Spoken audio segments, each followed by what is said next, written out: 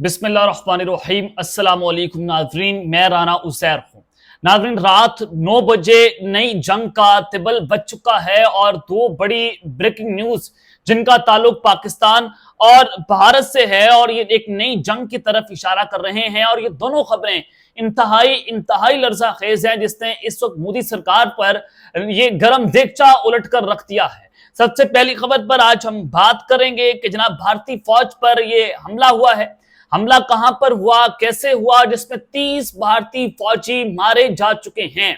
हमलावर कौन निकले हैं, बड़ी इंपॉर्टेंट डिटेल्स हैं इस हवाले से, वो आपके सामने आज के इस व्लॉग में रखूंगा कि इस वक्त झड़पें मजीद तेज हो चुकी हैं। भारतीय फौज पर हमला होना ये किस तरफ इशारा कर रहा है, और फिर पाक फजाइया और पाक फौज जो है वो भी रात के इस मुकम्मल तौर पर हाई अलर्ट पर जा चुकी है। अचानक से सारा कुछ होना कि 30 भारतीय फौजी मारे गए और इधर से हाई अलर्ट होना, ये मामला और माजरा क्या है, हकीकत क्या है, इस हवाले से भी मुकम्मल इनसाइड डिटेल्स जो है वो आपके सामने आज के इस व्लॉग में रखी जाएंगी। और फिर दूसरी जानिब राफेल त्यारे जो पाकिस्तान की फजाइया ने भी मार गिराए थे, और ये हमारे माथे का झूमर थे कि पाकिस्तान ने राफेल त्यारों की मार्केट जो है वो गिरा कर रखती थी। अब खबर आ रही है कि जनाब राफेल त्यारे हाईजैक हो गए। किसने हाईजैक किए हैं? एक तरफ जंग और फिर राफेल त्यारों को हाईजैक करना, यह मामला क्या है, इस हवाले से भी आपके सामने बड़ी इंपॉर्टेंट खबरें। लेकिन आगे बढ़ने से पहले आप सबसे हमारी दरख्वास्त होगी कि हमारे इस चैनल को आपने लाजमी सब्सक्राइब करना है, ताकि आइंदा आने वाली तमाम तरह अपडेट्स आपकी खिदमत में बर वक्त पेश होती रहें। नाज़रीन, सबसे पहले कुछ और अहम खबरें वो आपके सामने जल्दी से रख देता हूं, फिर आगे बढ़ते हैं। जनाब, पाकिस्तान में चीनी का बहरान पैदा हो चुका है, जिसके बाद यह हुकूमत ने फैसला किया है कि जो चीनी माफिया है, शुगर माफिया है, उनका पीछा किया जाएगा, उनसे टैक्स जो है वो कलेक्ट किया जाएगा। आज चीनी सिर्फ ₹1 महंगी हुई है, और चीनी ₹1 महंगी होने से शुगर मिल्स को 44 अरब रुपए का मुनाफा होने का इंकशाफ हुआ है। हालिया चीनी बहरान के हवाले से एक तहलका खेज रिपोर्ट सामने आई और शुगर मिल्स ने सिर्फ एक साल में खरबों रुपए कमा लिए। शहबाज हुकूमत के एक फैसले के बाइस शुगर मिल्स 300 अरब इजाफी कमाने में कामयाब हो चुकी हैं, और चीनी के मौजूदा बहरान में शुगर मिल्स मालकान ने 300 अरब ज्यादा कमाए और 42 खानदानों ने ये 300 अरब कमाए हैं। आप अंदाजा करें कि रमजान शुगर मिल हो, हमदा शुगर मिल हो, किसकी शुगर मिले हैं, ये आप बेहतर तौर पर जानते हैं। बैरून मुल्क चीनी फरोख्त करके करोड़ डॉलर्स कमाने वाले शुगर मिलों के नाम जो है वो सामने आ चुके हैं। वज़ीर आज़म के साहबजादों की शुगर मिल ने भी अरबों रुपए कमाए। हमारे वज़ीर आज़म साहब के साहबजादों ने पैसे कमाया है। और एक्सप्रेस न्यूज की रिपोर्ट के मुताबिक जुलाई 2024 से जून 2025 के दरमियान चीनी बरामद करने वाली शुगर मिल की फहरिस्त सामने आ चुकी है, और मजमूई तौर पर 67 शुगर मिल्स ने 40 करोड़ डॉलर मालियत की चीनी बरामद की है। अब यहां से अंदाजा लगाएं कि इस वक्त पाकिस्तान के अंदर चल क्या रहा है, किस किस को फायदे पहुंचाए जा रहे हैं अपने जाती मफादात की खातिर। और फिर दूसरी जानिब बाजोड़ में इस वक्त पाकिस्तान की फौज का, पाकिस्तान के इदारों का एक बड़ा इंपॉर्टेंट और सेंसिटिव ऑपरेशन जारी है, जिसमें कम से कम कोलैटरल डैमेज किया जा रहा है।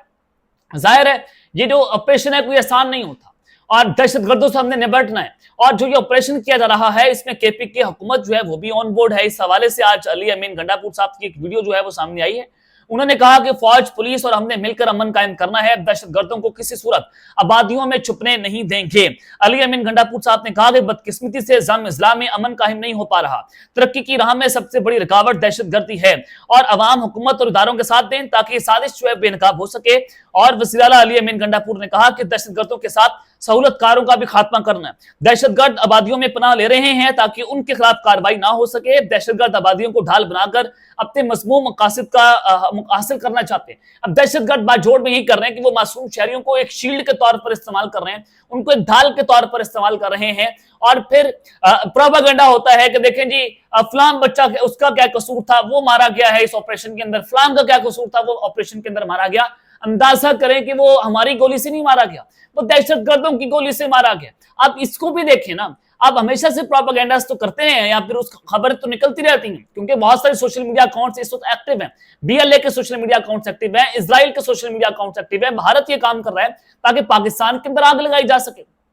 इस पूरे दहशतगर्दी की जंग के अंदर अंदाजा लगाएं कि कोलैटरल डैमेज नहीं हो पा रहा, और इसी वजह से सारे खौफजदा हैं कि कोलैटरल डैमेज क्यों नहीं हो रहा, हम क्यों नहीं लाशों के ऊपर खेल पा रहे। तो यहां पर ये चीजें जो है वो आपको समझने की जरूरत है। अब आगे बढ़ते हैं जनाब, जो इस वक्त भारतीय फौज पर हमला हुआ है, और ये हमला कहां पर हुआ, 30 फौजी हलाक हो गए हैं, जिसके बाद हमारी पाक फौज, हमारी फजाइया जो है मुकम्मल तौर पर हाई अलर्ट पर जनाब जा चुकी है। लेकिन भारत इस वक्त जंगी तैयारियां उसकी अरूज के ऊपर है। वो अरबों डॉलर्स के मिसाइल, ड्रोन, साइबर टेक्नोलॉजी हासिल कर रहा है। और उसने कुछ ही दिन पहले जो मैंने आपको बताया कि प्रेले मिसाइल जो है उसका तजर्बा किया और कामयाब तजर्बा हुआ। अग्नि, पृथ्वी, ये मिसाइल जो है वो क्यों कर रहे हैं? देखिए 150 किलोमीटर से 500 किलोमीटर तक उनकी रेंज है और ये पाकिस्तान की जोग्राफियाई लोकेशन को देखकर ये जनाब इसको डिजाइन किया जा रहा है कि किस किस को हम लोकेशन पर टारगेट कर सकते हैं और उसको देखकर ये लोग जो है मिसाइल डिजाइन कर रहे हैं। और ये सुपरसोनिक मिसाइल हैं, ये न्यूक्लियर वॉरहेड्स ले जाने की सलाहियत भी रखते हैं।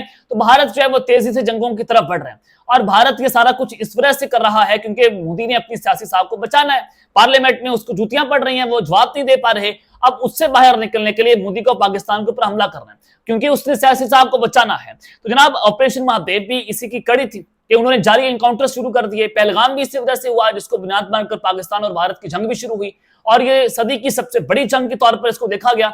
इसको इंटरनेशनल मीडिया इसको इस तरह से लगता है। तो ऑपरेशन महादेव के अंदर भी इन्होंने फॉल्स जो है वो ये जाली एनकाउंटर्स किए। अब आपको मैं जो खबर देने जा रहा हूं कि भारत को फॉल्स फ्लैग ऑपरेशन रिक्वायर्ड है और वो क्यों करना चाहते हैं? पहले भी मकबूजा कश्मीर में इन्होंने पाकिस्तानियों पर इल्जाम लगाया, अब दोबारा से अमरनाथ यात्रा की आड़ में ये पाकिस्तान पर हमला करना चाह रहे थे। आज आप जरा खबर सुन लें।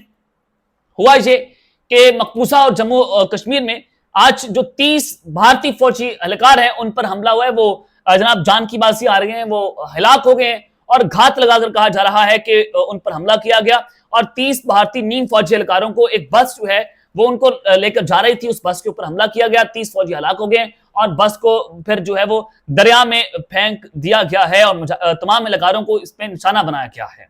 अब ये अंदाजा करें कि इसकी टाइमिंग्स बहुत इंपॉर्टेंट है कि जब मोदी की तकरीर और फिर सारा कुछ हो रहा है और फिर ऑपरेशन महादेव में इन्होंने जो है वो जो पाकिस्तानी जेलों के अंदर हैं, इनकी कैद में है, उनको निकाल कर ये जाली एनकाउंटर्स करते हैं, फिर वो चॉकलेट्स लगा देते हैं और फिर कहते हैं कि 3 साल से जो पहलगाम हमले के मास्टरमाइंड है वो यहाँ पर मौजूद थे, हमने उनको भी फड़का दिया है। तो इस तरह के ग्राउंड्स जो है वो सेट किए जा रहे हैं। तो आप अंदाजा करें कि स्कोर सेटल हो रहा है और इसको बुनियाद बनाकर ये पाकिस्तान के ऊपर इस वक्त हमला करने की मुकम्मल तौर पर प्लानिंग्स कर रहे हैं और फिर इसी को बुनियाद बनाकर ये मकबूजा कश्मीर के अंदर क्रैकडाउन भी करते हैं। अब ये खबर मैंने आपके सामने रख दी है। अब दूसरी जानिब जाहिर है भारत अब ये सोच रहा है तो पाकिस्तान के पास इंटेलिजेंस इंफॉर्मेशन मौजूद है। अब की बार इजराइल जो है वो बलूचिस्तान की तरफ गहरी नजर लगाकर देखे हुए और बलूचिस्तान के हालात वो खराब करने की साजिशें कर रहा है, जिसके पीछे भारत है। पाकिस्तान में वो हाइब्रिड वॉरफेयर को बढ़ा रहा है और वो प्रॉक्सीज को इस्तेमाल कर रहा है, जैसे फितनातुल हिंदुस्तान है, BLA है, BLF है, उसके अलावा जनाब फितना खारिज है, TTP है, वो इनको इस्तेमाल कर रहा है, वो उनकी ढाल बनी हुई है। अब आप अंदाजा करें कि पाक फौज हाई अलर्ट पर है, पाक फजाइया हाई अलर्ट पर है। किसी भी वक्त अगर भारत में एडवेंचर करते हैं, आज field marshal general Asim Malik साहब ने अपनी तकरीर में बड़ा वाज़ेह पैगाम दे दिया कि हम इनको इबरतनाक शिकस्त देंगे अगर भारत ये करने का सोचता है। तो इस हवाले से भी चीजें हो रही हैं।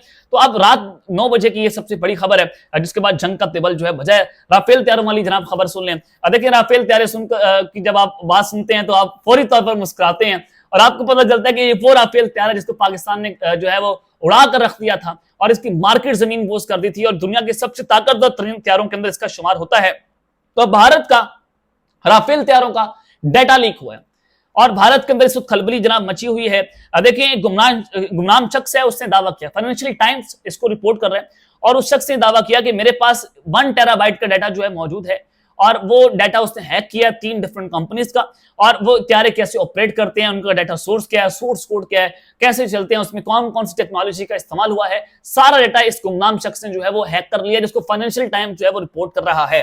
अब उस शख्स ने 3 दिन का टाइम दिया था कि आप ले दो करें, गिव एंड टेक करें और फिर मैं वो डाटा जो है वो सिक्योर कर दूंगा, आपको वापस कर दूंगा, लेकिन उसकी बात नहीं बनी। उसने अभी तक जो है वो बताया जा रहा है कि 13 GB का डाटा जो है वो लीक कर दिया और वो जो डाटा लीक हुआ है उसमें आपके राफेल तैयारे जो हैं वो भी शामिल हैं और राफेल तैयारों की आप अंदाजा करें कि इतनी मार्केट गंदी हो गई है कि राफेल तैयारे आप हाईजेक कर लें, पूरी टेक्नोलॉजी उस शख्स के हाथ लग गई है। तो पहले पाकिस्तान ने इनकी मंजी ठोक के रखती थी, अब ये जो एक हैकर आया उसने जनाब इनका जो डाटा है उसको लीक कर दिया और उसको हैक कर लिया।